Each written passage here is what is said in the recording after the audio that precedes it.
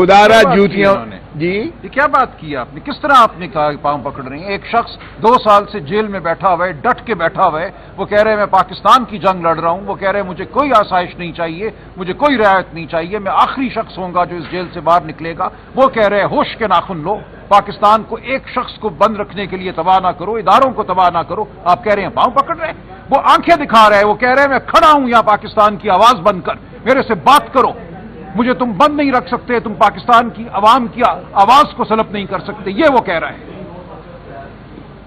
شہید صاحب جی میں یہ عرض کرنا چاہتا ہوں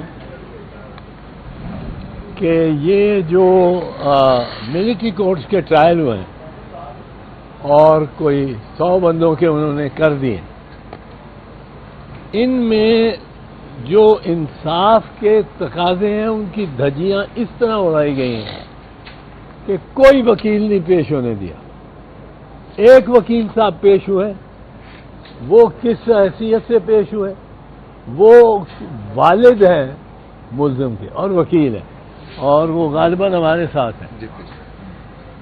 آپ چوہان صاحب واحد وکیل ہیں جن کو اجازت دی گئی ہے 100 مقدمات میں۔ اب آپ اس میں دیکھیں کہ یہ کس طرح ہو سکتا ہے کہ انصاف ہو، جبکہ بنیادی اصول انصاف کا اور ڈیو پروسیس کا بنیادی اصول ہے کہ آڈی الٹرم پارٹم، یہ بنیادی ہے، اس کے اوپر سارا محل کھڑا ہے اس کا قانون کا، وہ ہے آڈی الٹرم پارٹم۔ اس کا مطلب ہے کہ ہر فریق کو سنے بغیر آپ انصاف ہی نہیں کرتے اگر آپ فریق کو نہیں سنتے، اور فریق کو اس طرح سنا نہیں جا سکتا کہ اس کو عدالت میں بلا لیں اور اس کی معروضات سن لیں۔ فریق کو اس طرح سنا جاتا ہے کہ اس کو وکیل کا حق دیں، وہ وکیل آ کے اس کی طرف سے بحث کرے، اس کو سمجھائے کہ بھئی یہ اگر آپ بات کریں گے آپ کے مفاد کے خلاف جائے گی، قانون یہ کہتا ہے آپ 14 دن کے اندر اگر آپ نے کوئی کام کرنا ہے تو آپ 16 دن کے اندر نہیں کر سکتے۔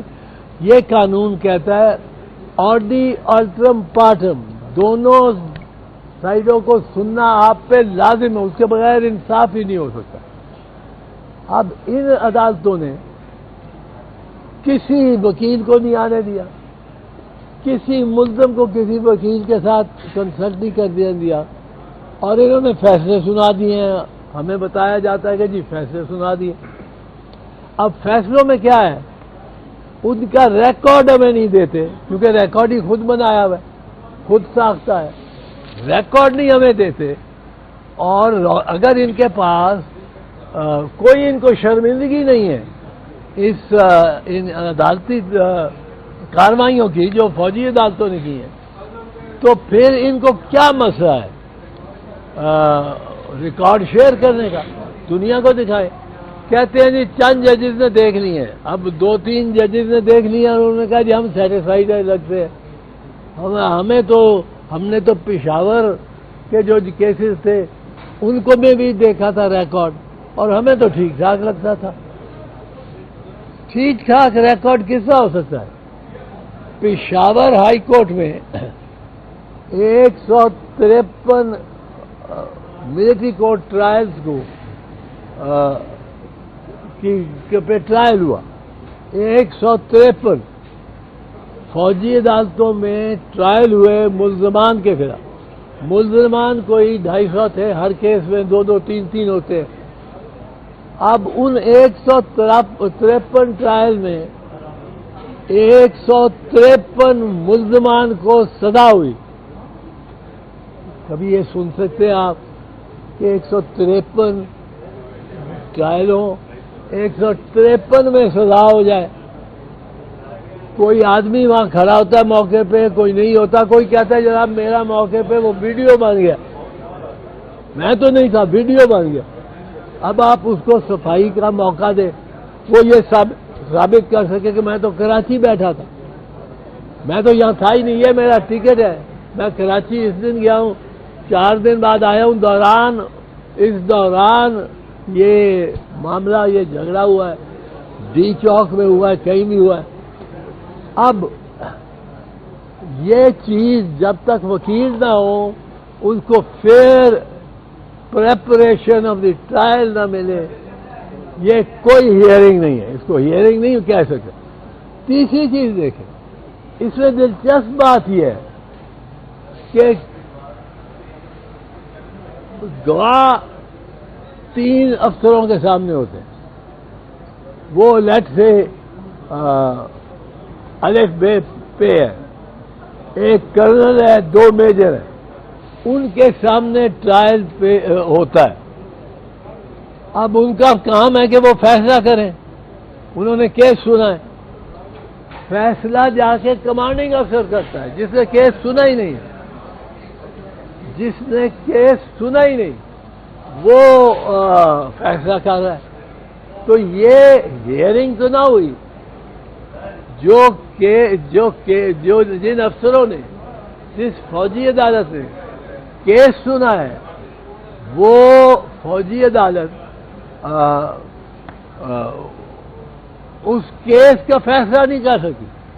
وہ ایک فارم ہے، فارم پہ وہ لکھتی ہے اپنی اوپینین، کمانڈنگ افسر کو بھیجتی ہے، جو بریگیڈیئر جس کو پریزائڈ کرتے ہیں جس ٹرائل میں، اس ٹرائل میں بریگیڈیئر نہیں، وہ فیصلہ کرتا ہے میجر جنرل، وہ فیصلہ کرتا ہے آرمی چیف، جس میں کرنل پریزائڈ کرتے ہیں اور 2 میجر ساتھ بیٹھے ہوتے ہیں، اس کا فیصلہ کرتا ہے ڈویژن کمانڈر، میجر جنرل، اور وہ صرف یہ دیکھتا ہے کہ گلٹی کے ناٹ گلٹی کیا سفارش ہے، کوئی ریکارڈ نہیں دیکھتا، کوئی گواہ اس کے سامنے پیش نہیں ہوتا، کوئی جرا اس کے سامنے نہیں ہوتی، اس کے سامنے کوئی بھی بحث نہیں کرتے وکیل، آخر میں بحث کر رہے ہوں، بحث کر رہے ہیں تو وہ اس کو سمجھ آ جائے کہ یہ کون گواہ، کون بے گناہ ہے، گواہ اس کے سامنے جرا کر رہا ہو، وکیل تو گواہ کی شکل صورت، گواہ کے گھبرا جانے، گواہ کے ڈیمینر سے، گواہ کی اپنی حالت سے پتہ لگ جاتا ہے کہ یہ جھوٹا ہے سچا ہے۔